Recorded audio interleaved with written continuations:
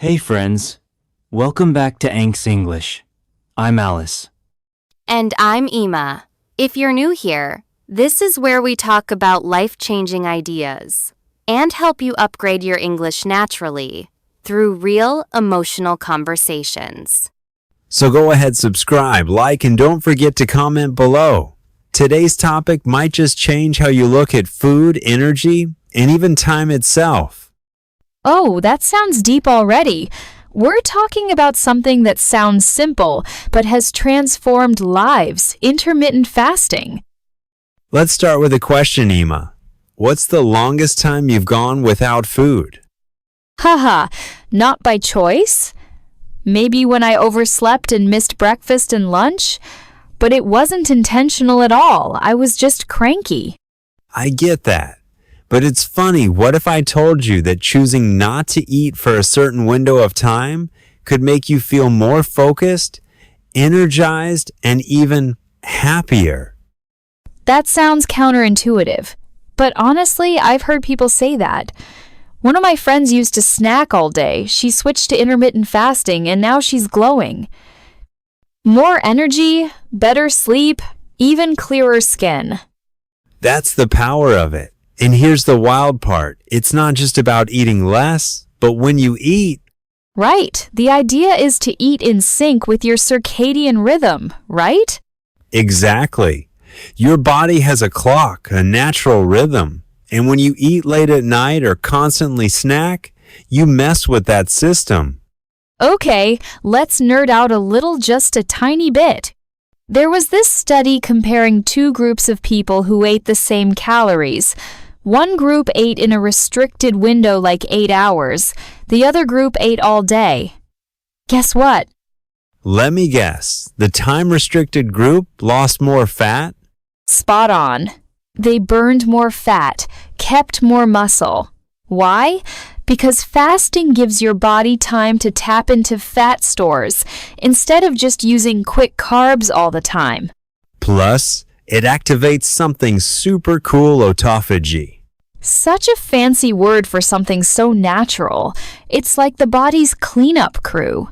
It gets rid of damaged cells, toxins, and even things linked to aging. When I learned about that, I literally said, wait, my body does that for free? Haha, exactly. And intermittent fasting is one of the best ways to trigger that cleanup mode. And here's where it gets practical. There's a framework called FAST. Let's break it down. F. Figure out your why. Before anything else, ask yourself, why am I doing this? Not just, I want to lose 3 kilograms, but something deeper, like, I want to feel in control of my body again. For me, my why was energy. I hated the afternoon crash. I wanted to feel sharp for my students, my videos, and myself. A. Adjust your window. You don't need to jump into 16 to 8 immediately. Start small, like 12-12. Maybe stop eating at 8 p.m. and have breakfast at 8 a.m. That's it. When I started, I just skipped the late night snacks. That alone helped me sleep better. Then slowly, I pushed breakfast later. S. Safeguard your nutrition. This is huge. Don't use fasting as an excuse to eat junk during your eating window. Nourish your body whole foods, lots of fiber, clean proteins. I learned this the hard way. I was fasting, but then breaking it with sugary stuff. I felt dizzy and cranky. Once I added in eggs, avocado, and greens, it all changed. T. Track your progress. Don't obsess over weight. Track how you feel. Mood, energy, cravings, sleep, that's where real transformation happens. I kept a little journal. After a week, I realized, whoa, I don't crash at 3 p.m. anymore. That was the moment I knew it was working. Quick myth busting, is it dangerous for women? Not necessarily, but women do need to be more mindful, especially with hormones. If you're feeling off, it's okay to shorten your fast or stop completely. Another myth. I'll lose muscle. Not true unless you're eating too little protein or overdoing it. Fasting done right actually preserves muscle. And cravings? They pass. Drink water, herbal tea, go for a walk. Distract your mind.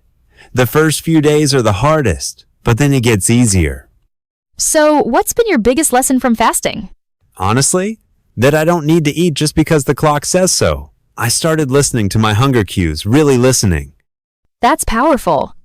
For me, it taught me discipline, the kind that shows up in other parts of life too. Like when I'm working, I can say, "No, I'll wait. I can handle this." And also freedom. Weirdly enough, eating less often gave me more time. Less cooking, less cleaning, less obsessing. It's a mindset shift. From constant stimulation to intentional nourishment. So, whether you're curious about fasting, already practicing, or just love learning, we hope today's conversation opened your mind. Let us know in the comments, have you tried intermittent fasting? What worked? What didn't? Don't forget to hit that like button if you found value today. And subscribe for more deep talks like this one. Always real, always inspiring.